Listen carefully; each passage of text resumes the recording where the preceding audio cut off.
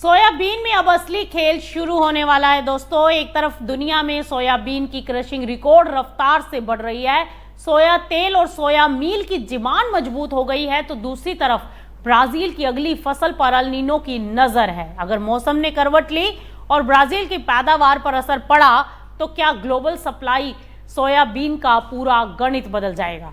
और क्या बढ़ती क्रशिंग और चीन की डिमांड मिलकर सोयाबीन के भाव में तेजी का नया रास्ता खोल सकते हैं?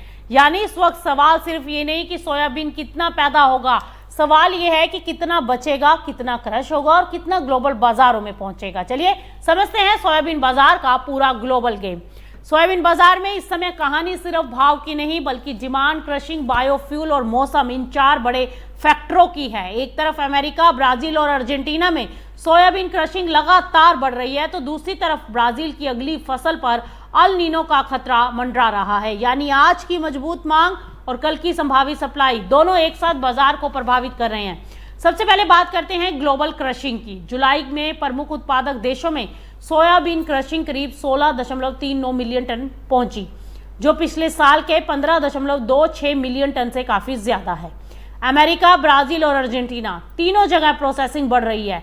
अमेरिका में जुलाई की क्रशिंग करीब 5.98 मिलियन टन रही, जबकि एक साल पहले ये 5.58 मिलियन टन थी। जनवरी से जुलाई के बीच अमेरिका क्रशिंग करीब 42 मिलियन टन तक पहुंच गई, जो सालाना आधार पर लगभग 9% ज्यादा रही। यहां पर एक अहम बात समझनी होगी, क्रशिंग बढ़ने का मतलब सिर्फ सोयाबीन की मांग बढ़ना नहीं है, बल्कि सोया ऑयल और सोया मील की मांग भी मजबूत होना है।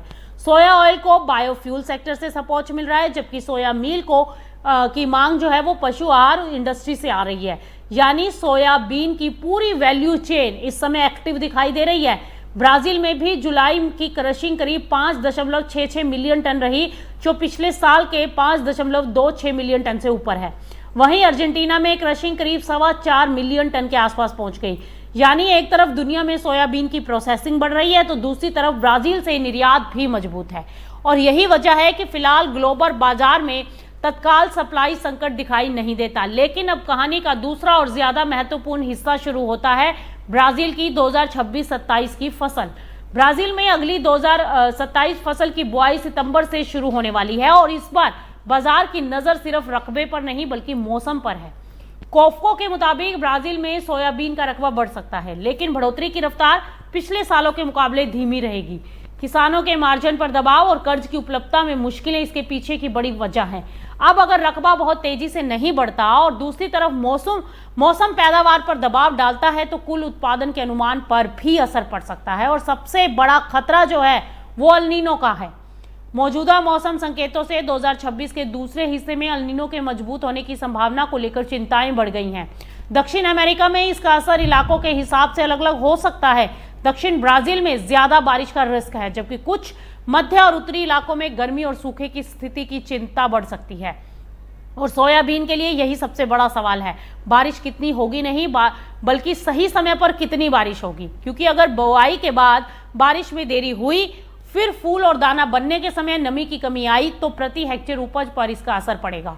दूसरी तरफ जरूरत से ज्यादा बारिश भी खेतों और लॉजिस्टिक के लिए परेशानियां पैदा कर सकती हैं। यानी कि इस बार ब्राजील का रकबा बढ़ना अपने आप में तेजी की गारंटी नहीं है और मौसम खराब होना अपने आप में सप्लाई क्राइसिस की गारंटी नहीं है। बाजार दोनों चीजों को साथ देखकर आगे की कीमत तय करेगा। यहां पर एक और बड़ा फैक्टर भी ध्यान में रखना है और वो है चीन की मांग, क्योंकि चीन ग्लोबल ट्रेडेड सोयाबीन का करीब 60% हिस्सा खरीदता है। इसलिए उसकी खरीदारी का रुख ब्राजील और अमेरिका दोनों के लिए बेहद जरूरी है। इस समय चीन की डिमांड, अमेरिकी ट्रेड पॉलिसी, ब्राजील की बायोडीजल नीति और मौसम, चारों चीजें सोयाबीन बाजार को एक साथ प्रभावित कर रही हैं। और ब्राजील में घरेलू क्रशिंग भी कम होने वाली नहीं है।